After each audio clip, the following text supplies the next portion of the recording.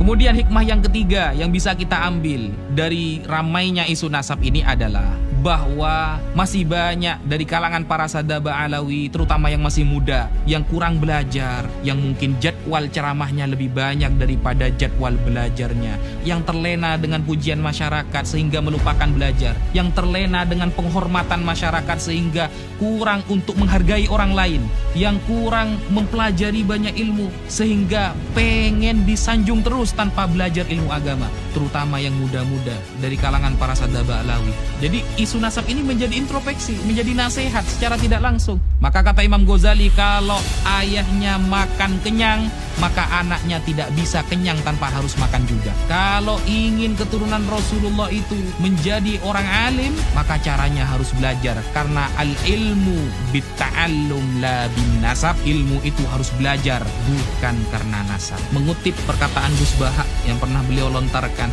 habaib wajib kita hormati, tapi le ngaji kudu belajar dhisik. Habaib wajib kita hormati, tapi kalau mau ceramah, kalau mau ngaji, kalau mau mengajar, ya harus belajar dulu, harus ngaji dulu.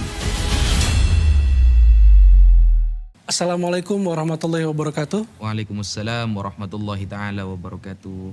Gus Wafi, selamat datang di Nabawi TV dan Robito Alawiyah. Izinkan kami mengajukan beberapa pertanyaan. Pertanyaan pertama, bagaimana kisah awal Anda terlibat dalam diskusi nasab ini, bahkan Anda sampai dilibatkan dalam diskusi atau debat di Kesultanan Banten? Bismillahirrahmanirrahim. Pada suatu malam ketika saya pribadi sedang enak-enak berdiskusi dengan teman-teman Kristen, sebagian orang Yahudi, karena aktivitas saya pribadi diskusi dengan lintas agama, dengan Kristen, Yahudi, ateis, dan lain sebagainya. Sama sekali tidak tersentuh untuk membahas ilmu nasab. Pada suatu malam ada sebagian teman Al-Fakir yang datang ke rumah kemudian niat bersilaturahim. Setelah kita berbincang-bincang panjang, dia mengeluarkan statement. Sekarang para habaib sudah kalah. Tidak ada yang berani berdebat dengan si penuduh. Sontak saya kaget. Tentang masalah apa? Ya ini, Ustadz. Tentang masalah yang rame-rame nasab. Bahwa si penuduh sudah membuat sebuah karya ilmiah, sebuah kitab yang meragukan ketersambungan nasab para habaib kepada Rasulullah SAW. Yang pertama kali Al-Fakir pikirkan adalah, loh berarti guru-guru saya salah semua. Baik di Sidogiri ataupun yang lain. Berarti salah semua dong. Yang kedua, berarti Nahdlatul Ulama. Yang isinya banyak para kiai-kiai yang sangat mengagumi para sadaba alawi seperti Kiai Haji Maimun Zubair, seperti Kiai Ahmad Nawawi bin Abdul Jalil, pengasuh Pondok Pesantren Sidogiri, seperti Kiai Abdul Alim bin Abdul Jalil, pengasuh Pondok Pesantren Sidogiri, atau Syekhona Khalil Bangkalan, Kiai Haji Hashim Asy'ari, atau kalau kita mau menggunakan para ulama Nusantara, Syekh Yasin bin Isa Al-Fadani, atau Syekh Muhammad Mahfud bin Abdul Mannan At-Termasi, atau kita banyak sekali yang mengakui para sadaba alawi. Syekh Nawawi Al-Bantani. Syekh Nawawi Al-Bantani ini orang yang alim, allamah. Salah satu kitab yang beliau tulis yang dipelajari seluruh pesantren adalah Nihayatuz Zain fi Irsyadil Mubtadi'in. Beliau mengakui sadaba alawi. Satu pikiran, berarti semua ulama salah dong. Ketika ada orang yang membuat sebuah tesis karya membatalkan nasabah alawi. Karena curiga dan penasaran, saya minta kitab itu kepada sebagian teman Al-Fakir yang datang ke rumah. Adakah kitab PDF-nya atau Anda memiliki kitab? Lalu dia berikan, ini kitabnya. Berikan saya waktu 1 minggu untuk mempelajari kitab ini. Setelah 1 minggu, insya Allah Al-Fakir akan memberikan statement mengenai kitab tersebut. Ternyata setelah waktu 1 minggu berlalu, banyak Al-Fakir temukan kesalahan. Bahkan di halaman pertama ketika menarasikan di awal-awal, ketika si penulis buku itu menarasikan bahwa termasuk amar ma'ruf nahi mungkar adalah menggali nasab yang masih ikhtilat, yang masih campur, yang masih terjadi syubhat, maka di sanalah Al-Fakir yakin bahwa si penulis bukan sesuai dengan data ilmiah, tetapi sesuai dengan nafsu pribadi. Nah, karena tidak ada para ulama yang mengatakan ikhtilatun nasab itu termasuk amar ma'ruf nahi mungkar untuk mengungkapnya. Tidak ada. Kalau kita buka kitab Al-Hawi, karya Al-Hafidh As-Suyuti, Al-Imam Ibnu Hajar Al-Haytami dalam Fatawa Al-Hadithiyah atau Fatawa Al-Kubra, dan para ulama yang lain, ketika ada orang yang mengaku-ngaku sebagai dzurriyyah Rasulullah, kemudian tidak dibuktikan, tidak bisa dibuktikan secara ilmiah, apakah para ulama langsung menghajar, menfitnah, merobohkan statementnya, lalu mengajak debat seluruh dunia. Tidak ada yang seperti itu, tidak ada. Para ulama sudah tawakuf. Kita secara ilmiah, antum bukan keturunan Rasulullah. Andaikan dia terus menarasikannya, maka nanti amir yang akan memberikan semacam tahdzir, semacam takzir kepada si pengaku. Ulama sudah diam, tawakuf. Dan itu kesepakatan para ulama. Semua para ulama, Al-Hafidz As-Suyuti kurang alim bagaimana ketika menerangkan tentang orang-orang yang mengaku sebagai keturunan Rasulullah. Imam Ibnu Hajar tidak bisa dibuktikan, maka masuk pada istilah apa? Masyhurun nasab. Kalau ada orang seumpama masyhur di kalangan umum sebagai nasab Rasulullah, nasabnya sambung kepada Rasulullah, tapi tidak diketahui secara syariat, secara mathabata syar'an, maka berarti nasabnya adalah masyhurun nasab wa majhul fi ilmin nasab. Nasabnya memang masyhur tapi belum diketahui. Tidak ada ulama yang mengatakan nasabnya masyhur, tapi ini harus diteliti, harus dihujat, tidak ada. Tidak ada keterangan ulama seperti itu. Jadi istilah amar ma'ruf nahi mungkar dalam fikhtilatin nasab adalah kebohongan yang nyata dari si penulis. Sekian. Lalu Gus, apa sebetulnya pertanyaan pihak penuduh yang menjadi dasar dari tuduhan ini? Bismillahirrahmanirrahim. Pertanyaan pihak penuduh itu ada 12 pertanyaan yang mengerucut hanya kepada 2 poin. Yang pertama, tidak tertulis di abad ke-4, 5, 6, 7, 8, 9 bahwa Ubaidillah sebagai anak dari Ahmad al-Abah. Pertanyaan pertama. Yang kedua, tidak ada narasi bahwa Ahmad itu memiliki gelar al-muhajir yang hijrah bersama anaknya Abdullah atau Ubaidillah ke Hadramaut. Dari 12 pertanyaan mengerucut kepada 2 pertanyaan. Kalau kita ingin menjawab sebuah pertanyaan, maka kita harus tahu dulu apa yang dimaksud dengan pertanyaan tersebut dan tujuannya apa. Kalau tujuannya ingin mengetahui ilmu nasab, maka kita sampaikan tidak ada satupun ulama nasab di dunia dari dulu hingga sekarang, bahkan zamannya Al-Imam Al-Ubaidili dalam Tahdzibul Ansab, sampai pada sekarang Sayyid Murtadha Az-Zabidi atau Al-Imam Ibnu Hajar Al-Haytami dalam Thabatnya yang mengharuskan ada kitab sezaman. Tidak akan kita temukan. Andaikan kitab itu ada, itu hanya menjadi syawahid, mutabik kalau dalam ilmu hadis, pendukung. Tetapi kita harus mengetahui di dalam ilmu nasab ada 4 cara kaifiyatu itsbatin nasab. Ada 4 cara untuk menetapkan nasab. Apakah tertulis kitab sezaman? Tidak ada. Bahkan yang metodenya diambil oleh si penuduh dalam kitab Al-Muqibun Sayyid Mahdi Ar-Rajai, atau di dalam kitab Umdatut Talib Ibnu Inabah, atau At-Taqtaqi dalam kitab Al-Asili, atau Al-Muntakilah At-Talibiyah, atau Tahdzibul Ansab lil Ubaidili, atau Sirru Silsilatil Alawiyah li Abi Nasr Al-Bukhari. Ada?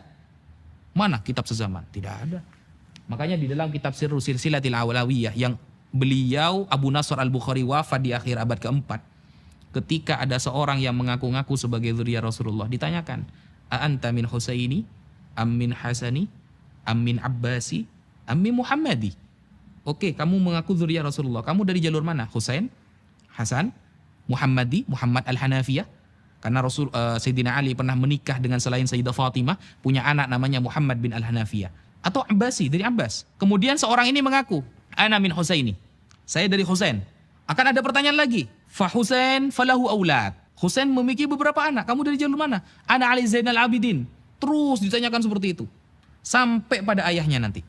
Ketika dia bisa mengkonfirmasi dengan jelas, maka nasabnya tersambung kepada Rasulullah. Adakah ulama dulu kalau bertanya, kitab sezamannya mana? Adakah kitab sezaman? Kalau tidak ada, batal nasabnya? Tidak ada. Sampai Dajjal keluar 2 kali gak ada. Gitu. Sehingga pertanyaan seperti itu merupakan ijtihad murni dari si penuduh. Andaikan ada, itu menjadi syawahid, pendukung. Tapi kaifiyatu itsbatin nasab, cara penetapan nasab yang disampaikan oleh para ulama ada 4. 1. Ayyura khattun nasabah mautsukun bihi yu'rafu khattuhu wa yatahaqqaquhu. Ada tulisan ahli nasab yang mengkonfirmasi bahwa dia nasabnya sambung kepada Rasulullah. Selesai. Dan 4 ini Kata para ulama adalah turuk, jamak dari torik, bukan syarat. Kalau syarat, satu hilang, hilang semua. Tapi kalau turuk, torik, satu kena, maka kena semua.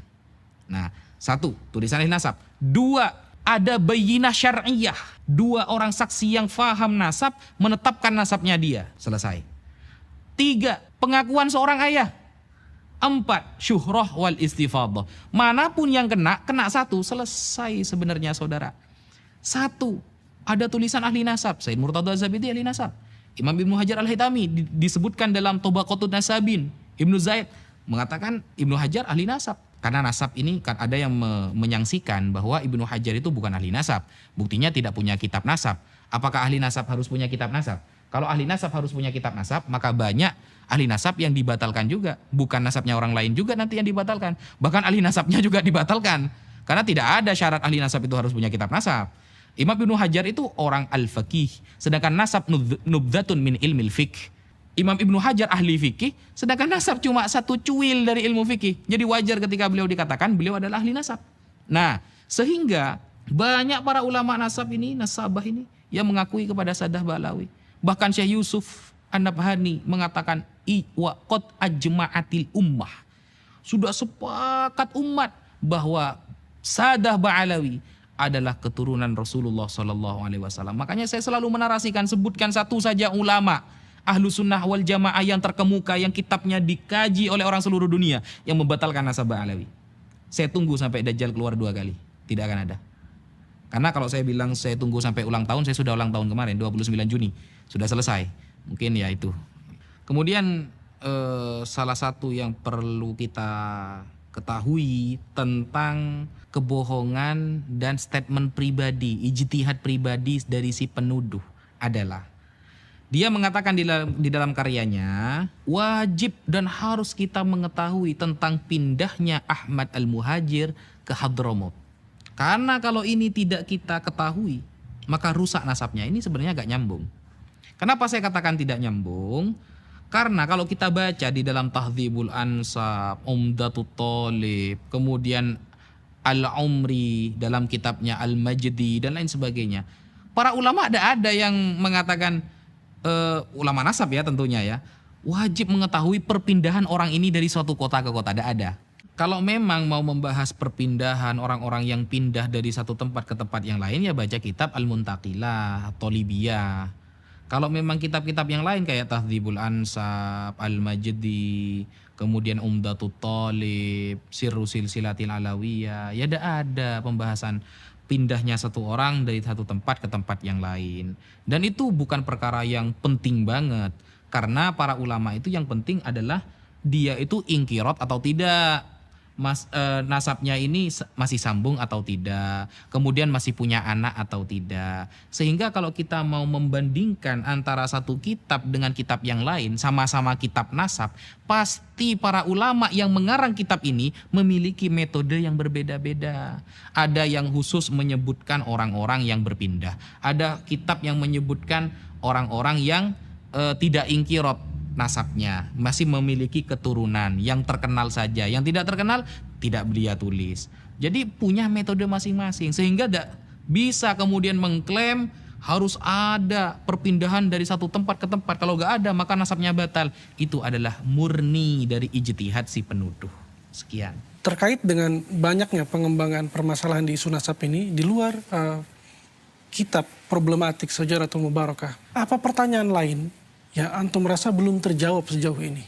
Bismillahirrahmanirrahim. Salah satu pertanyaan umum yang tidak ada jawabannya adalah, sebutkan satu saja ulama ahlus sunnah wal jamaah yang masyhur, yang terkenal alamah, yang mungkin karyanya dikaji orang sedunia, yang menafikan, membatalkan nasab para habaib, para sadah alawi. Satu saja.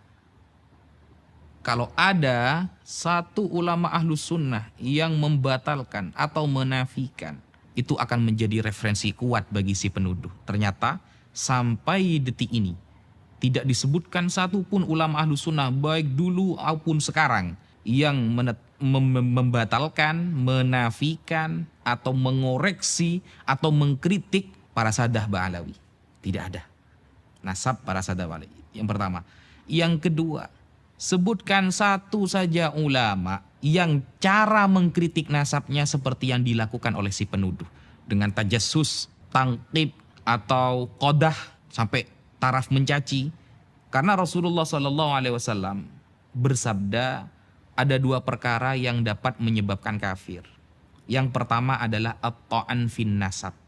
Ketika si penuduh mengatakan dalam karyanya bahwa ikhtilatun nasab, tercampurnya nasab ini membuka atau menggali nasab yang masih syubhat termasuk amar ma'ruf nahi mungkar, maka sejatinya dia bukan sedang melakukan nahi mungkar ataupun amar ma'ruf, tapi dia sedang menuju kekafiran. Kenapa? Al-Imam Al-Munawi dalam Faidul Qadir mengatakan termasuk at-ta'an fin nasab adalah binahwil qadah fi nasabiman qad thabata syar'an.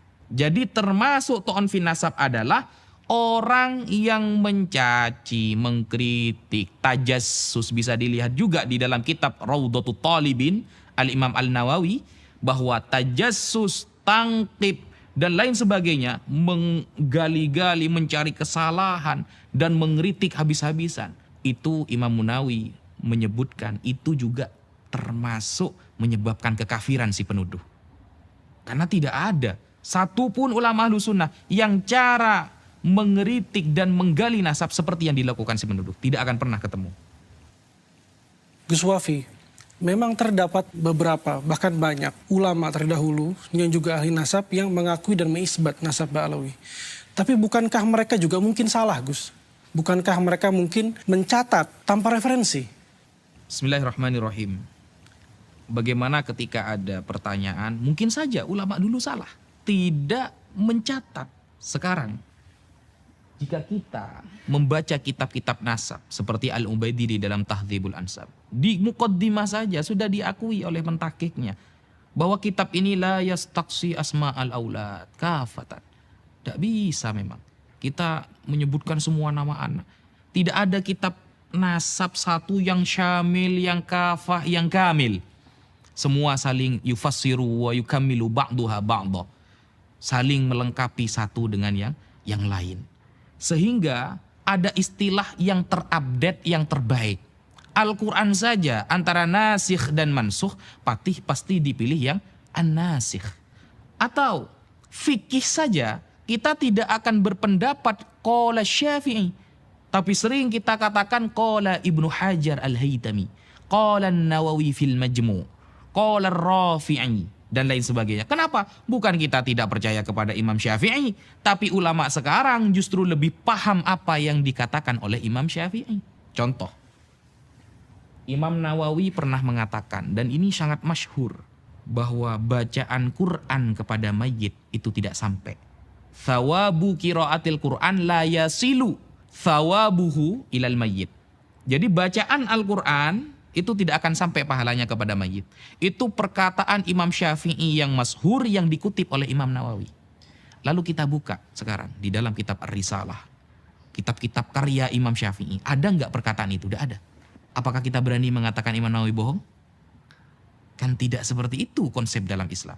Ketika Syekh Murtadha Az-Zabidi mengatakan qala al-Ubaidili, Ubaidili mengatakan di dalam kitabnya bahwa Ahmad dengan anaknya hijrah ke Hadramaut, kemudian dia punya anak yang bernama Abdullah atau bitasghir Ubaidillah. Lalu kita buka di dalam kitabnya Ubaidili, nggak ada nih. Berani kita mengatakan Sayyid Murtadha Az-Zabidi bohong? Kalau seperti itu berarti Imam Nawawi juga bohong. Apakah kita mau memberikan contoh yang lain? Banyak seperti itu. Di dalam fikih sering terjadi. Qala Ibnu Hajar Al-Haytami fi fatawihi.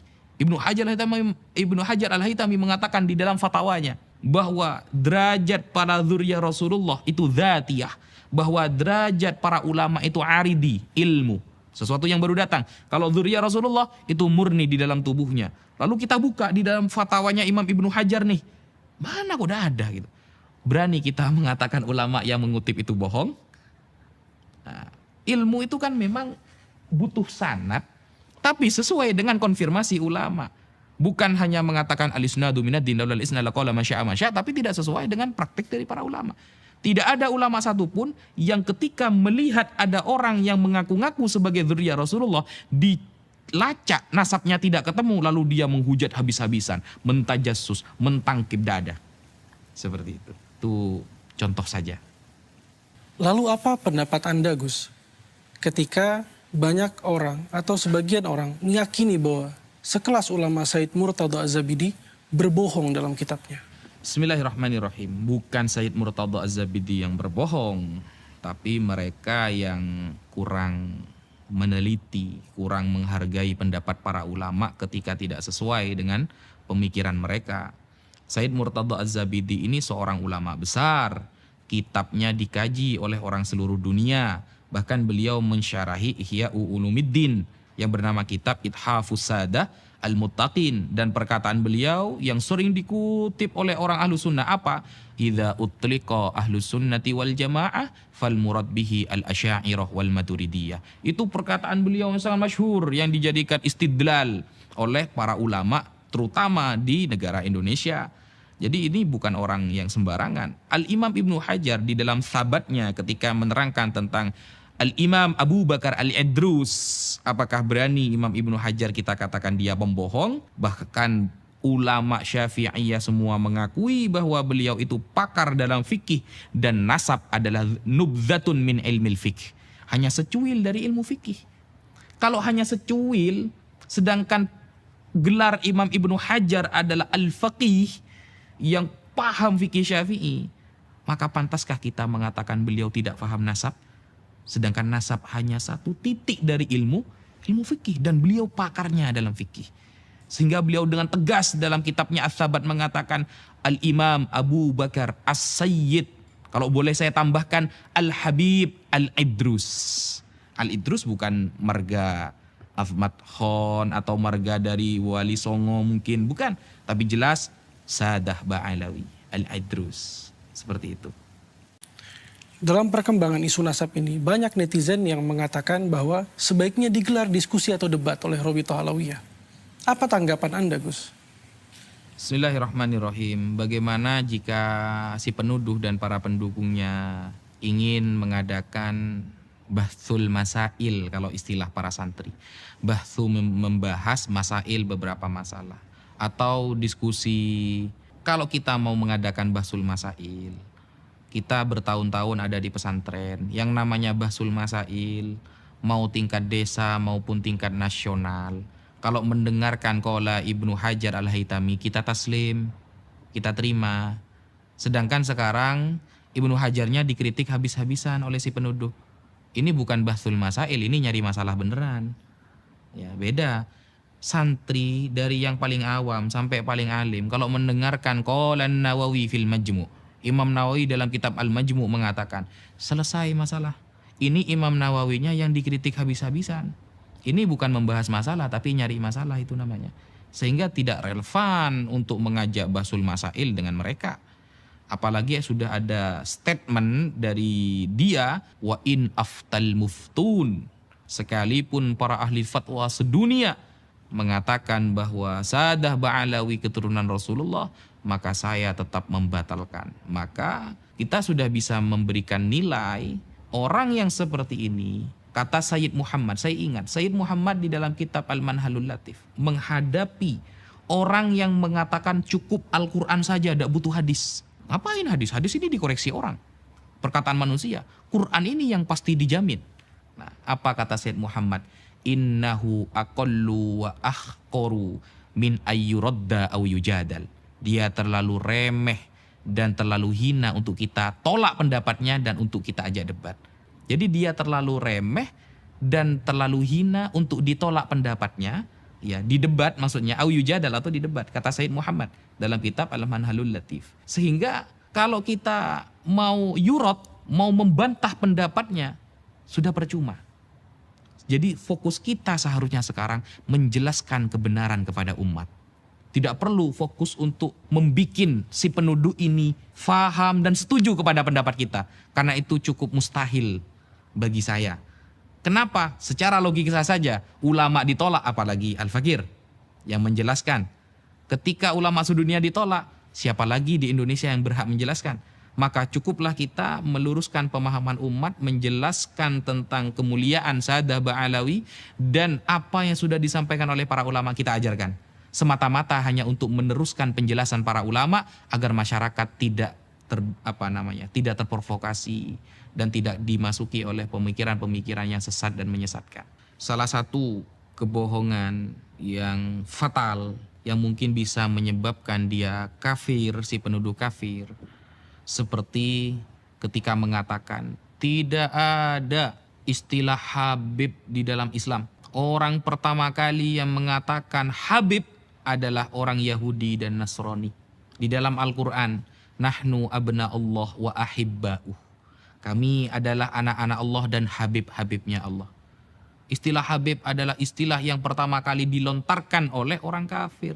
Jadi seolah-olah dia akan mengatakan, kalau kita menggunakan Habib berarti niru orang kafir. Man tasyabbaha biqaumin fahuwa minhum. Arahnya kan ke sana nantinya itu. Nah, kalau seperti itu berarti sahabat Abdullah bin Abbas juga kafir.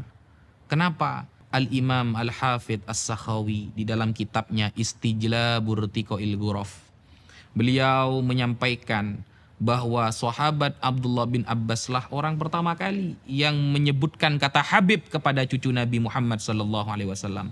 Suatu saat ketika Abdullah bin Abbas bertemu dengan salah satu cucu Rasulullah, Ali Zainal Abidin bin Husain bin Ali, apa kata sahabat Abdullah bin Abbas? Marhaban bil Habib ibnil Habib. Marhaban bil Habib ibnil Habib. Al-Habib putra dari Al-Habib. Isnaduhu sahih, sanadnya sahih. Sehingga ini kebohongan yang nyata yang dibungkus dengan narasi ilmiah, padahal orang yang mengungkapkannya bisa jatuh kepada kekufuran. Itu salah satu kebohongannya. Atau kebohongan yang lain ketika mengatakan bahwa para habaib datang dibawa oleh Belanda, atau ketika menarasikan ketika berperang Anda ada di mana? Oh, ternyata Anda itu berkolaborasi dengan orang Belanda. Pantes. Berarti Anda ini datang oleh Belanda, mendukung dan memberikan bantuan penuh kepada orang-orang Belanda. Nah, ini kebohongan yang nyata, dan fatal untuk meyakininya. Kenapa? Pada tahun 1825 sampai 1830 Masehi, ketika perang besar melawan Belanda di tanah Jawa yang dipimpin oleh Pangeran Diponegoro, saat itu siapa habaib yang ada di barisan terdepan mewakili beliau, menjadi panglima beliau, yaitu Al-Habib As-Sayyid Hasan Munadi bin Alwi Ba'abud. Beliau tercatat, termaktub, dan terkonsumsi oleh masyarakat sejarah tersebut. Ba'abud ini bukan gelar yang lain, tapi gelar dari Sadah Ba'alawi. Atau ketika perang di Palembang, sehingga Palembang tumbang waktu melawan Belanda, siapa yang ada di depan yang membantu Sultan Badaruddin sebagai Sultan Palembang ketika itu?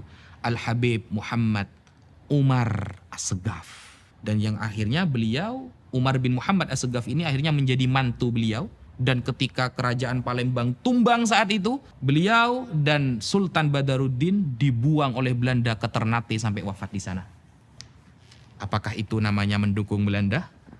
Sehingga sejarah-sejarah seperti itu perlu untuk kita ungkapkan, sehingga kita bisa lebih melihat, melek akidah, melek sejarah, dan melek Ahlus Sunnah wal Jamaah. Kemudian ada narasi dari si penuduh ketika sudah mulai ada di pojok dan tidak bisa menjawab semua statement yang kita ajukan, lari kepada tes DNA. Tes DNA ini kalau kita bahasa Arabkan namanya Al-Basmah Al-Wirathiyah. Itu tes DNA yang dapat diambil manfaatnya dalam beberapa hal saja. Contoh seperti masalah lakit, anak yang hilang hasil nemu ya.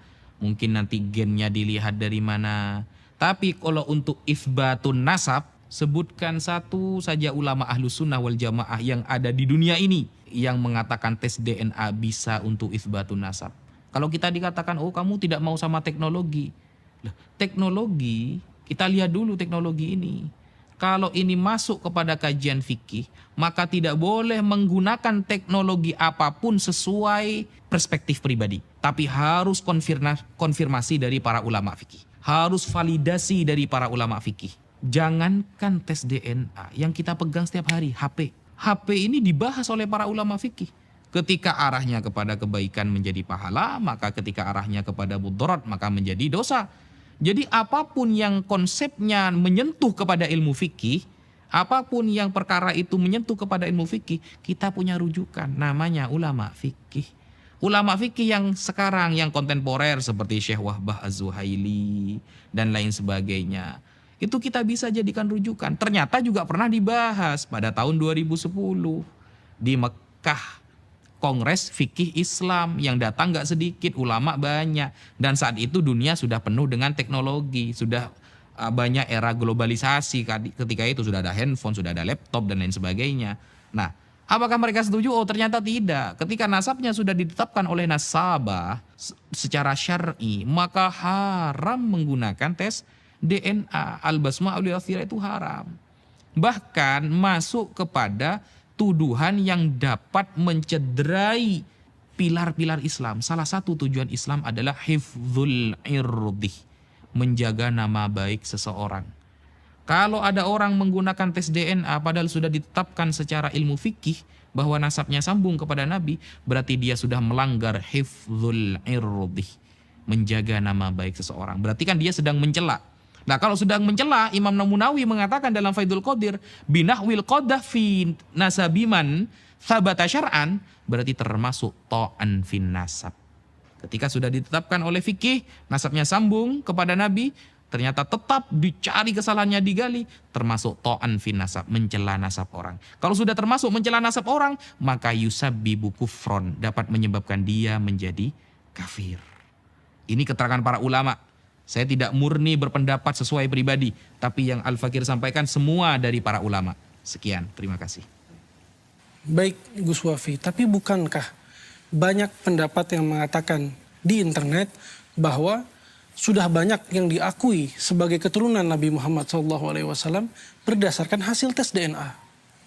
Oke, bismillahirrahmanirrahim.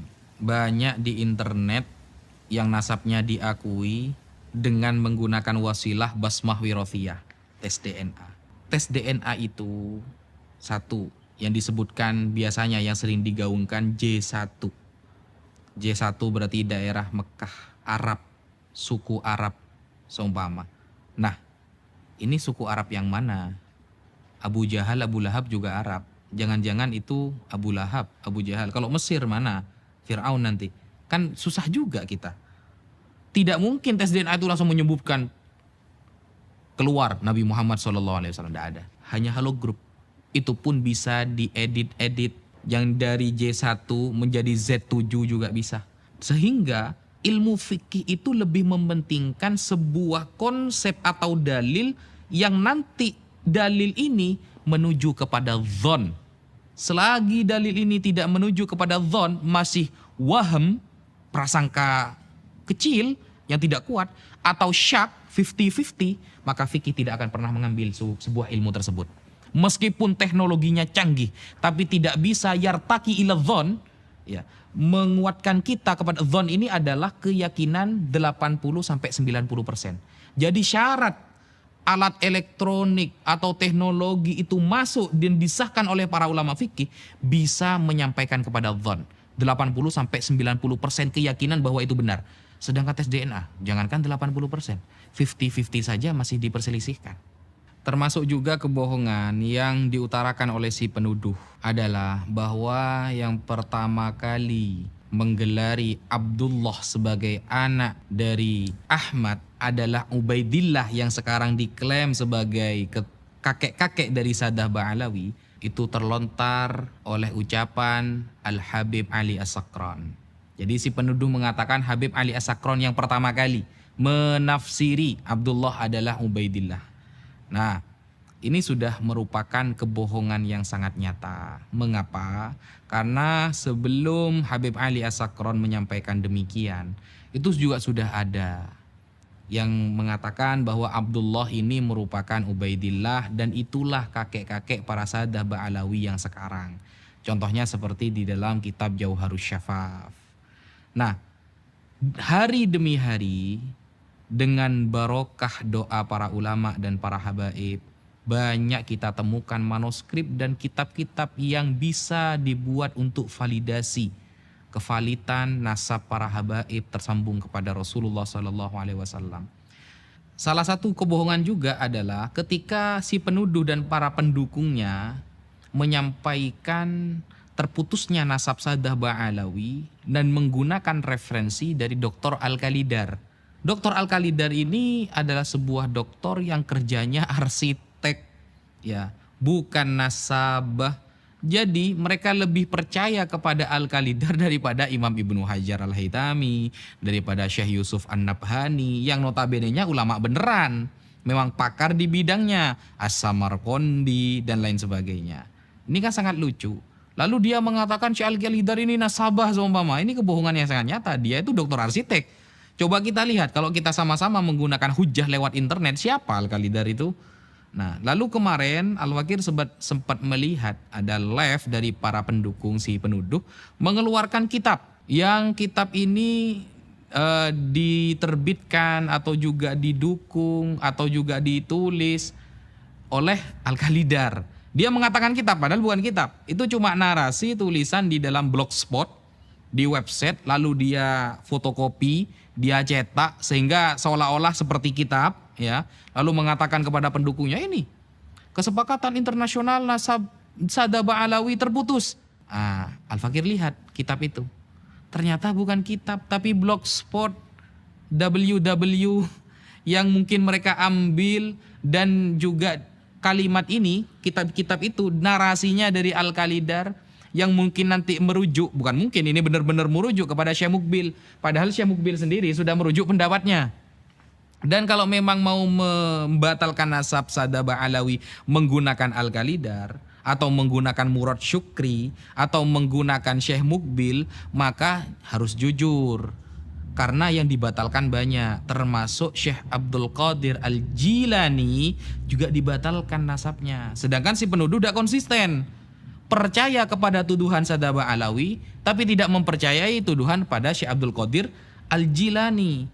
Sehingga mungkin karena Syekh Abdul Qadir Al-Jilani nantinya akan dia jadikan sebuah proyek tersambungnya nasab Wali Songo ke sana. Dia sudah mewanti-wanti dulu tidak membatalkan yang ini, padahal semuanya dibatalkan. Al-Ahdal juga dibatalkan. Jadi contoh-contoh seperti si penuduh ini sebenarnya dulu sudah ada.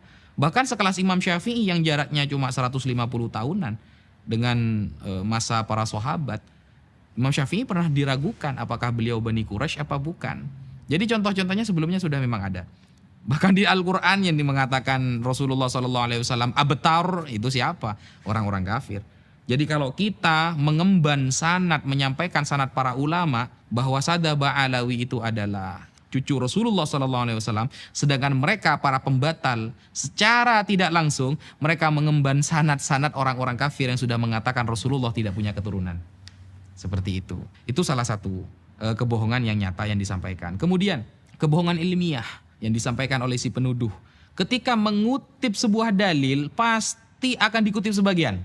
Pasti dikutip sebagian. Contoh seperti kitab Al-Ifadah yang terkenal ditulis oleh Syekh Ibrahim Mansur. Ya, kalau nggak salah Syekh Ibrahim Mansur itu di sana metodenya dipakai tapi isbatnya nggak dipakai. Jadi kitab Al-Ifadah itu menerangkan tentang fisyuhrah wal istifadah, dan beliau secara nyata mengatakan Sadah Ba'alawi itu keturunan Rasulullah. Metodenya dipakai tapi isbatnya nggak dipakai. Ini kan sangat lucu sekali. Sama dengan Rasulullah SAW menyampaikan sebuah hadis, innamal a'malu binniyati wa innamal likulli imri'in ma nawa faman kanat hijratuhu ilallahi wa rasulih. Dipakai hadisnya, tapi dia tidak pernah mempraktekannya, kan sama-sama seperti itu. Nah, sehingga hal-hal seperti ini adalah namanya kecurangan ilmiah. Sebagian dikutip tapi yang isbatnya gak dikutip, itu namanya kecurangan ilmiah, dan ini tidak boleh terjadi dalam dunia perdiskusian. Nah, kemudian kebohongannya apa lagi? Menggunakan kitab Al-Mu'qibun yang ditulis oleh Sayyid Mahdi Ar-Rojai atau kitab Syajarah Mubarakah yang ditahqiq oleh Sayyid Mahdi Ar-Rojai, yang notabene-nya beliau mengisbat Ba'alawi, mengakui Sadah Ba'alawi sebagai cucu Rasulullah, tapi metode dipakai, isbat gak dipakai. Giliran dijelaskan langsung, padahal Sayyid Mahdi Ar-Rojai itu yang lebih paham kitab Syajarul Mubarakah. Jauh sebelum si penuduh itu tahu kitab tersebut. Bahkan yang mentahqiq jauh sebelum si penuduh itu mempelajari kitab tersebut. Dan sudah mengecek jauh sebelum si penuduh belum mengecek kitab tersebut. Kitabnya dipakai, metodenya dipakai, tapi isbatnya mereka hilangkan. Isbatnya tidak mereka akui. Nah, ini kan sebenarnya kita sudah mengetahui bahwa narasi-narasi ilmiah itu tidak ada. Ayo kita ilmiah, itu sudah kebohongan publik yang sangat nyata.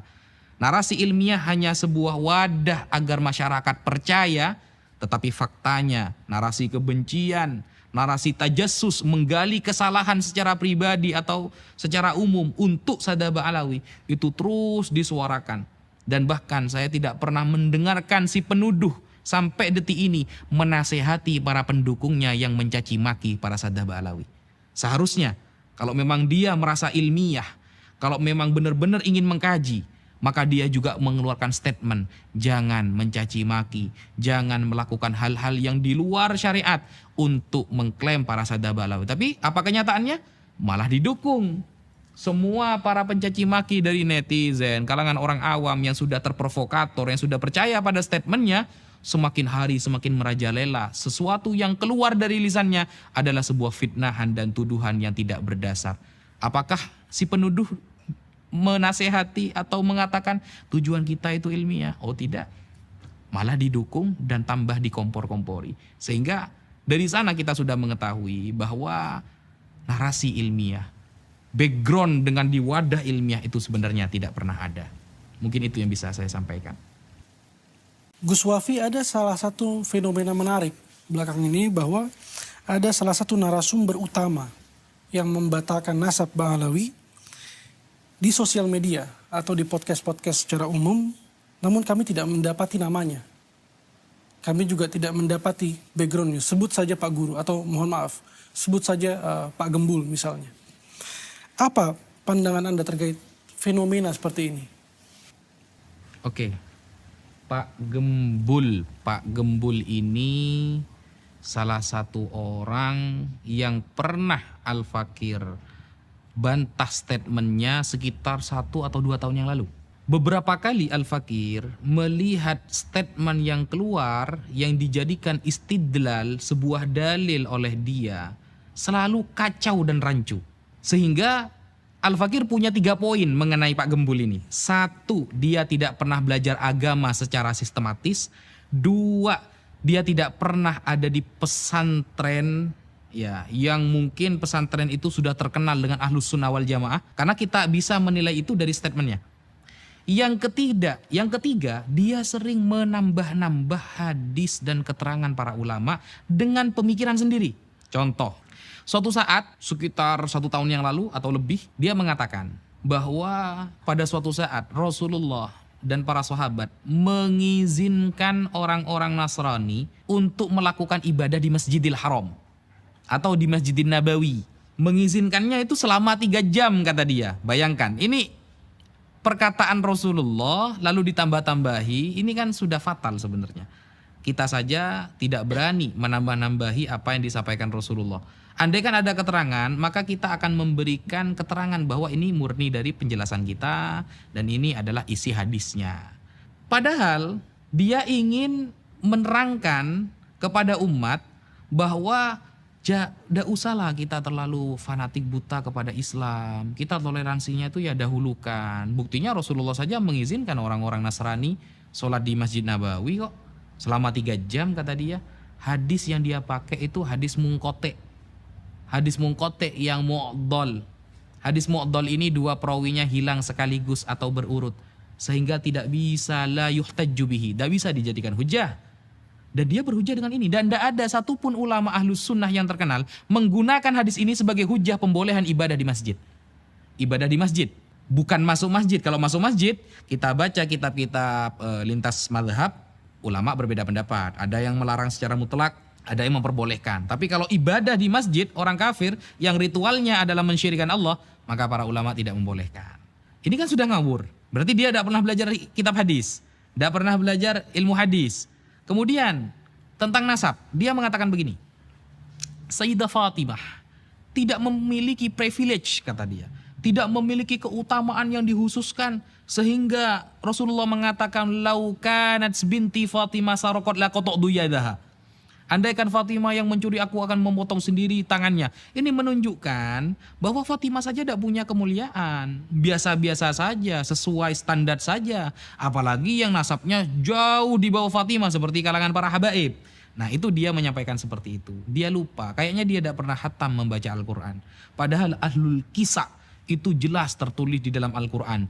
Allah Subhanahu wa taala berfirman, "Innama yuridullahu liyudhhiba 'ankumur rijsa ahlal baiti wa yutahhirakum tathira." Kita buka di dalam kitab tafsir Ibnu Katsir Ad-Dimashqi, tafsir Al-Qurtubi, tafsir Ad-Durrul Mansur fit Tafsir bil Ma'thur Al-Imam As-Suyuti atau tafsir yang lain. Maka di sana maksudnya adalah Ali, Husain, Hasan dan Fatimah. Menunjukkan berarti beliau memiliki kekhususan. Dan dia tidak pernah belajar fikih juga sehingga dia tidak tahu bahwa antara keutamaan dengan larangan itu beda bab. Kalau melanggar syariat, siapapun akan dihukum secara sama. Siapapun. Bahkan Sayyidina Umar bin Al-Khattab punya anak namanya Abdurrahman Al-Ausad. Abdurrahman Al-Ausad suatu saat berzina. Siapa yang menghukumnya? Langsung ayahnya sendiri. Yaitu Sayyidina Umar bin Al-Khattab. Dihadapkan di depan masyarakat, dicambuk 100 kali. Abdurrahman Al-Ausad bin Umar bin Al-Khattab. Jadi Sayyidina Umar ketika dia dijilid atau dipecut selama 100 kali. Sampai pertengahan istri Sayyidina Umar mengatakan, "Wahai Umar, itu anakmu, undurlah hukumannya besok lagi. Sekarang mungkin 50, besoknya 50." Gitu.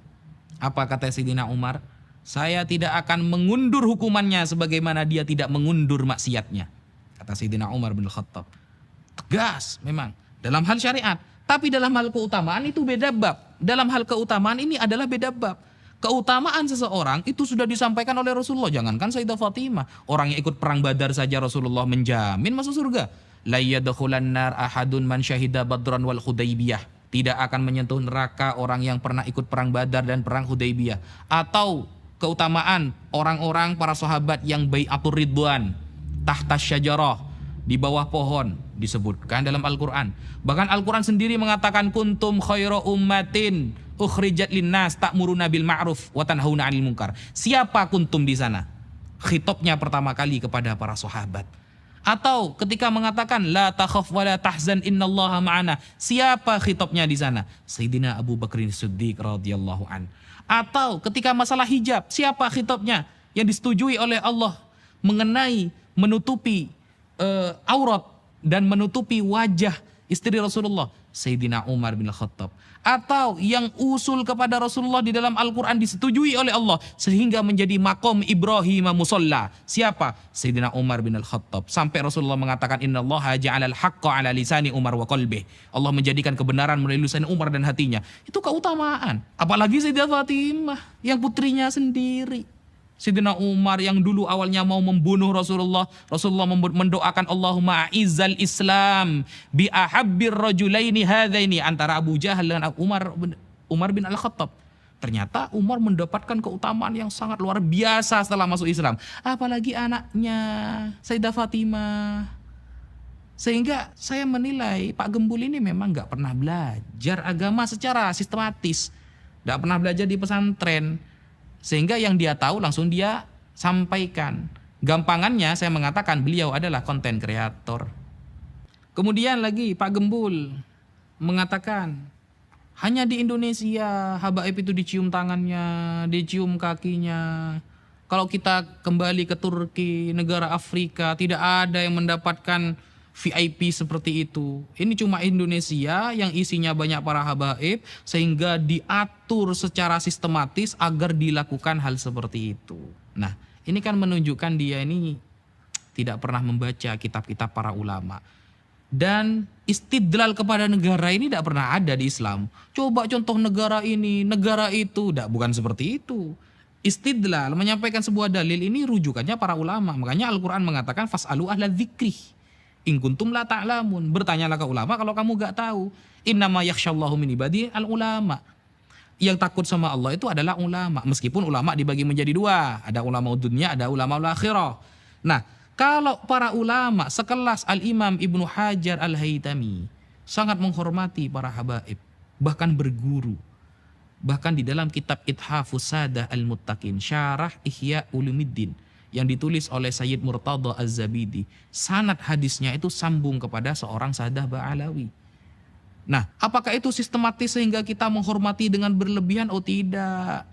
Kalau dia memang pernah membaca sejarah Islam, Imam Muslim ketika bertemu dengan Imam Al-Bukhari, bayangkan, ini bukan keturunan Rasulullah.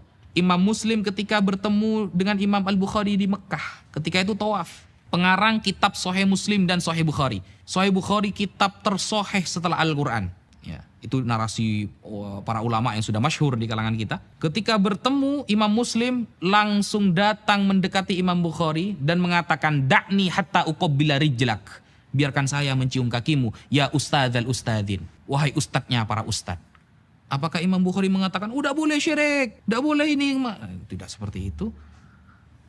Mau adu hadis dengan beliau yang mengarang kitab Sahih Bukhari, mau adu hadis dengan beliau yang mengarang kitab Sahih Muslim, kita siapa? Bahkan kita Arba'in Nawawi aja dah hafal. Apakah ada ulama yang lalu mengeritik Imam Muslim mencium kaki Imam Bukhari? Oh, Imam Muslim ini melakukan kesalahan, terlalu menghormati. Siapa kita? Itu adalah ustadzal ustadzin, gurunya para guru. Kalau Imam Bukhari saja disebut ustadzal ustadzin, Imam Muslim yang muridnya bagi kita itu juga khairu ustadzil ustadzin. Sebaik-baiknya ustadznya para ustadz. Kenapa? Sebab beliau kita tahu hadis Rasulullah. Sebab beliau kita tahu sanad hadis Rasulullah. Dan sebab beliau kita bisa mendapatkan berkah dari ungkapan-ungkapan dan fi'lu Rasulullah sallallahu alaihi wasallam. Jadi saya kira Pak Gembul ini kurang banyak baca, kurang banyak belajar. Mungkin dia baru menemukan sebuah statement yang dia baca dan masuk akal bagi dia. Lalu dibuatlah video tanpa ditashih, tanpa disodorkan dulu kepada para ahli sebelum membuat video. Seperti itu. Dan apakah dia bisa dijadikan rujukan dalam masalah nasab?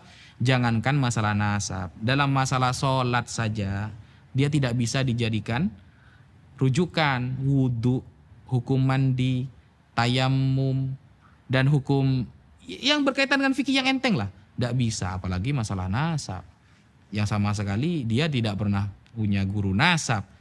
Apalagi dia mengatakan, katanya Islam ini agama sanad. Baraya, saya ingin sebutkan satu ulama saja lalu tanyakan sanad kepada dia. Saya yakin dia tidak akan bisa.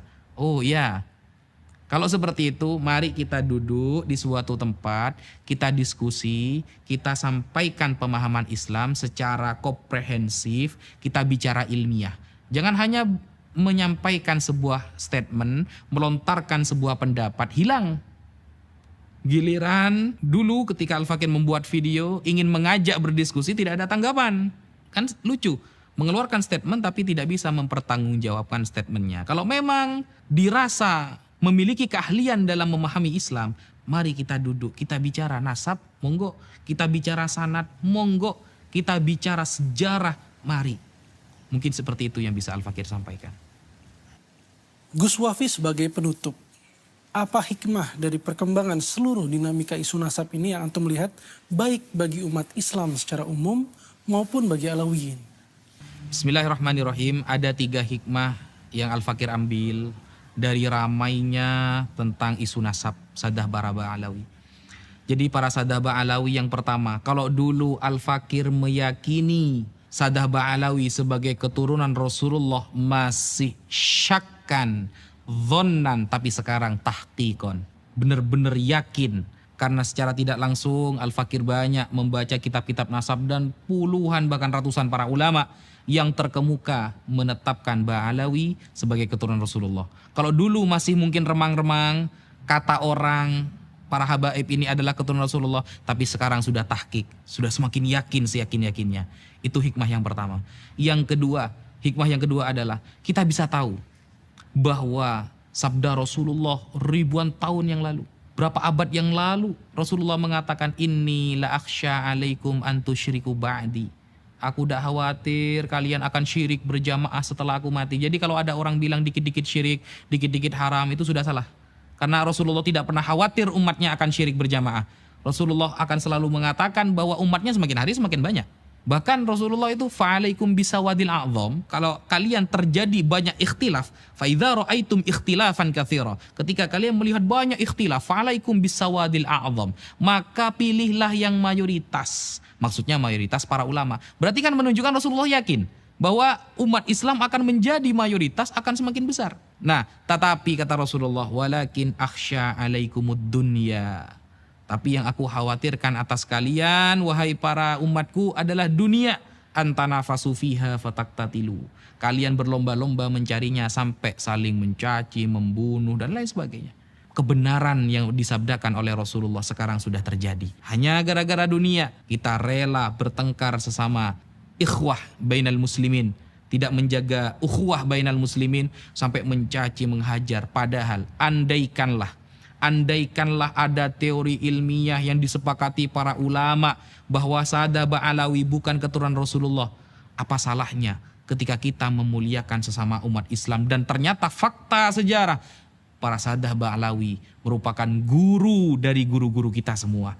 Syekh Mahfud Termas berguru kepada Habib siapa? Habib Husain Al-Habsyi yang merupakan guru beliau dan juga menjadi gurunya Ki Haji Hasyim Asy'ari. Minimal kita mengakui bahwa mereka pernah berjasa mengajari ulama Nusantara tentang ilmu syariat.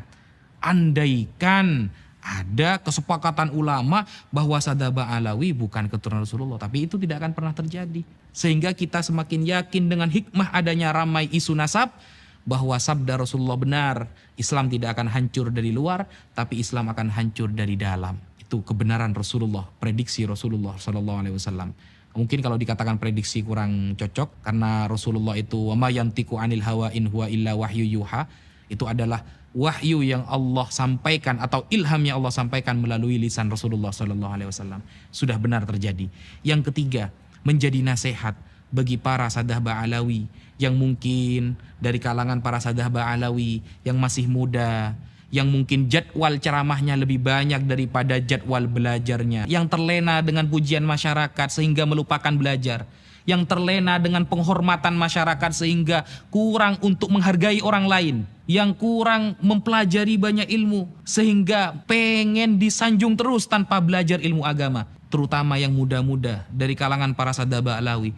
Dengan adanya isu nasab ini kita bisa lihat dan kita bisa menjadi introspeksi, ya. Jadi isu nasab ini menjadi introspeksi, menjadi nasihat secara tidak langsung. Ayo belajar. Rasulullah mengatakan, man salaka tariqan yaltamisu fihi ilman, sahalallahu lahu tariqan ilal jannah. Kurang apa lagi Rasulullah? Bahkan tolabul ilmi faridotun. Kata-kata faridotun kan taknya itu bukan tak marbutoh, bukan tak li taknis, tapi tak lil mubalaghah, bahwa mencari ilmu sangat wajib keturunan siapapun. Maka kata Imam Ghazali, kalau ayahnya makan kenyang, maka anaknya tidak bisa kenyang tanpa harus makan juga. Kalau ingin keturunan Rasulullah itu menjadi orang alim, maka caranya harus belajar. Karena al-ilmu bitta'allum la bin nasab.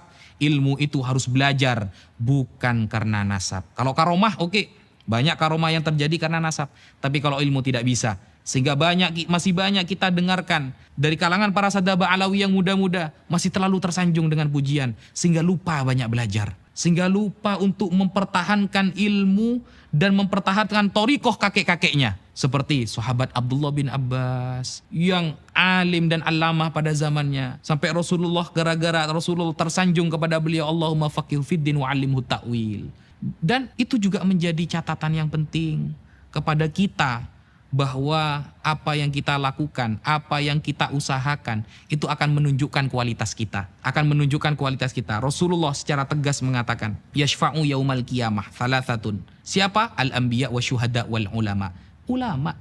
Kemudian, apakah pernah Rasulullah mengklaim bahwa ilmu ini akan diturunkan sesuai nasabnya? Tidak pernah. Ilmu harus dengan belajar. Mengutip perkataan Gus Baha yang pernah beliau lontarkan, habaib wajib kita hormati, tapi lek ngaji kudu belajar dhisik. Habaib wajib kita hormati, tapi kalau mau ceramah, kalau mau ngaji, kalau mau belajar, mengajar, ya harus belajar dulu, harus ngaji dulu. Makanya Kiai Haji Maimun Zubair, tetap kita wajib menghormati para Sadah Ba'alawi, baik yang muda maupun yang sudah sepuh, apalagi yang sudah selevel ulama. Tetapi untuk mengikuti pendapatnya, tunggu dulu. Kalau di luar syariat Islam, maka kita tidak boleh mengikutinya. Ada para sadah Ba'alawi contohnya terpapar faham Syiah seumpama. Kita tidak boleh mengikuti, tapi di sisi lain kita wajib menghormati. Sampaikan kebenaran. Al-Fakir ketika menemukan para habaib yang akhlaknya kurang baik di masyarakat, maka menjadi kewajiban Al-Fakir untuk menegur dia sampai dia sadar bahwa dia sedang melakukan kesalahan. Ya Habib, antum adalah panutan kami. Kalau antum seperti itu, maka kami bagaimana Habib?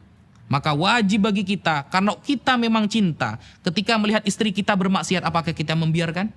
Kita melihat istri kita bermaksiat, anak kita bermaksiat, lalu kita mengatakan, sudahlah itu anak saya, bagaimanapun itu anak saya. Itu tidak bisa, itu bukan cinta. Rasulullah bersabda, hubbuka li syai'i yu'mi wa yusim. Cintamu kepada sesuatu dapat membutakan dan membuat kamu tuli. Kalau kamu memang cinta, maka seharusnya kamu menegur, karena kamu pasti ingin orang yang dicintai dalam keadaan suci dan dalam keadaan tetap dihormati. Kalau kepada habaib yang muda, yang mungkin masih baru belajar, baru mondok di pondok pesantren, kita wajib menghormati. Tetapi kita tidak boleh mengikuti apa yang beliau sampaikan ketika keluar dari syariat. Dan bahkan kita wajib untuk menasehatinya ketika dia ada dalam jalan yang salah.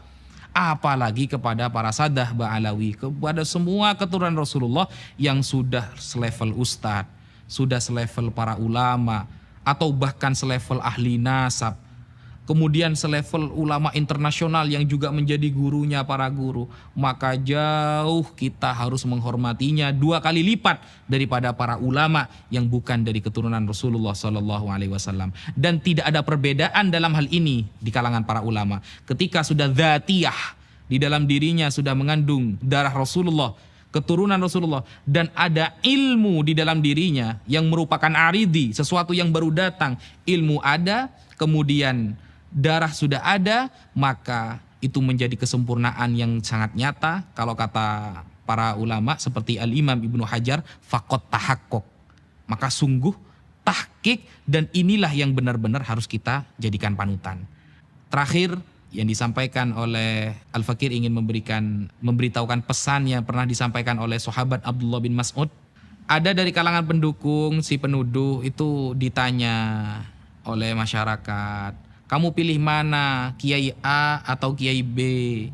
Yang Kiai B sudah wafat, yang Kiai A masih hidup. Lalu dia mengatakan, ya saya milih Kiai A lah karena masih hidup, lebih tahqiq ilmunya. Ini adalah pernyataan yang sangat salah. Dan ini sebuah kebohongan yang sangat nyata. Kenapa? Karena menabrak statement sahabat Rasulullah SAW. Sahabat Abdullah bin Mas'ud pernah mengatakan, manistanna falyastanna biman qad mata. Kalau memang mau ikuti ulama, ikuti yang sudah wafat. Kenapa? Para ulama yang sudah wafat sudah aman dari fitnah, kata beliau. Sedangkan para ulama yang masih hidup belum aman dari fitnah. Sehingga remeh kalimatnya, tapi berat tanggung jawabnya. Sehingga para ulama seperti sahabat Abdullah bin Mas'ud dengan tegas mengatakan, ikutilah para ulama yang sudah wafat, bukan yang masih hidup, karena yang masih hidup belum aman dari fitnah. Sekian. Baik, terima kasih atas segala jawaban yang sudah disampaikan oleh Gus Wafi. Assalamualaikum warahmatullahi wabarakatuh. Waalaikumsalam warahmatullahi taala wabarakatuh.